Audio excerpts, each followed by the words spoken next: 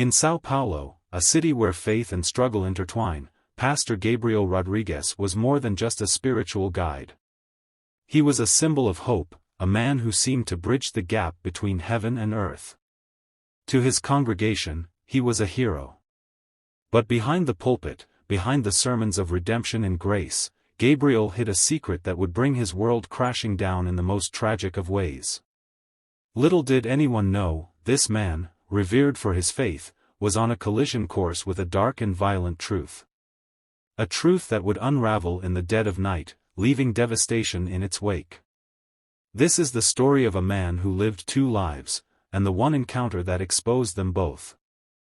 For years, Gabriel Rodrigues's name was synonymous with virtue. But whispers of his nocturnal activities began to surface, stories of late-night disappearances, secretive phone calls, and unexplained trips that raised eyebrows among those closest to him. "You're beautiful. When can we meet?" "Tomorrow night. Hotel Amor." Gabriel's double life was an open secret in certain circles. But what began as clandestine escapades would soon spiral into something far more sinister. Clara Valente was a fighter. Born in a small town, she left home at 17 to escape a world that refused to see her for who she truly was. She found refuge in São Paulo, a city that offered anonymity but also brought new challenges. Clara worked tirelessly to carve out a space for herself, navigating a world that could be both accepting and cruel. Clara at a nightclub, laughing with friends. She's vibrant, full of life. But as the night winds down, the smile fades, and she's left staring at her phone, scrolling through messages from strangers, some kind, others vile. Clara's strength masked a vulnerability. She longed for connection, for validation, for love. But in her quest to be seen, she often crossed paths with men like Gabriel, men drawn to her light but terrified of its implications. Gabriel arrives at the hotel. The hallway is narrow, the walls lined with peeling wallpaper. He hesitates outside room 204, his hand trembling as he raises it to knock. Gabriel's visits to women like Clara were acts of rebellion, against himself, against his faith, against the expectations that suffocated him. But this night would be different. The door opens. Clara greets him with a warm smile, stepping aside to let him in.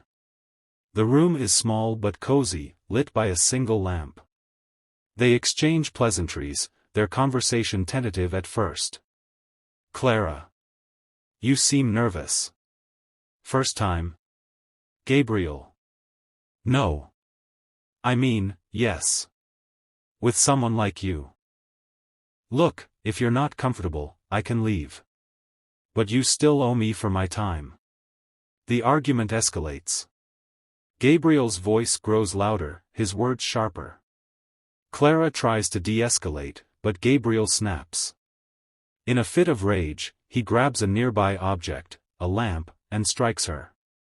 What happened next was a moment of blind fury, a lapse in humanity that would haunt Gabriel forever. The room falls silent. Gabriel stares at Clara's lifeless body, his chest heaving. Panic sets in. He begins wiping down surfaces, rearranging furniture, and collecting his belongings. But in his haste, he leaves his phone behind. In his desperation to cover his tracks, Gabriel made a critical mistake, one that would lead investigators straight to him. The next morning, hotel staff discover Clara's body and call the police. Investigators arrive, meticulously documenting the scene. Surveillance footage captures Gabriel entering and leaving the hotel. Gabriel is brought in for questioning. Initially defiant, he denies any involvement. But as evidence mounts, his composure crumbles. The interrogation room becomes a battleground of lies and truths. "Detective.